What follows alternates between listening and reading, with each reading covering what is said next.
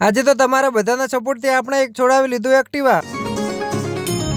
તો જય શ્રી કૃષ્ણ, જય રામાપીર બધાને। સવારમાં ઉઠ્યો એટલે મમ્મી પકડાવી દીધા પૈસા અને દઈ દીધું એક લિસ્ટ। એટલે બાબા આદમના જમાનાની સંદૂકમાંથી કાઢે મારા 2.5 કરોડના સેન્ડલ અને બાઇક ચાલુ કરીને ગેટ બંધ કરીને હું રવાના થઈ ગયો ધાનેરા તરફ। અને વચમાંથી મળી ગયો ભરતો તો એને પણ ઉપાડી લીધો અને એને પણ કારકિલી ઉતારી દીધો। અને પછી હું આવી ગયો પટેલ ડેરીએ, અહીંયાથી પેડા પેક કરાવીને રવાના થઈ ગયો બજાર તરફ। બજારમાંથી લઈ લીધી 2 પાલકની પૂળી અને પછી બાઇકને સેલ મારીને રવાના થઈ ગયો ઘર તરફ। અને ટેટી ભરેલી ગાડી દેખાણી અને ગાડી હતી ખુલ્લી, કદાચ એક પડી ગઈ હોત તો હું લઈ લેત।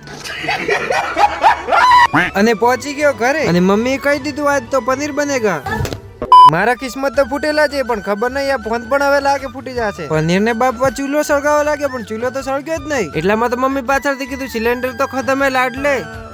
પછી તો પાલક ને બાપવા નાખી દીધી ચૂલા ઉપર અને પ્રસાદ લઈને ગ્રહણ કરી લીધી। કોઈ સ્ટેપ ની ટોપી ઉપર ધ્યાન ન દેતા।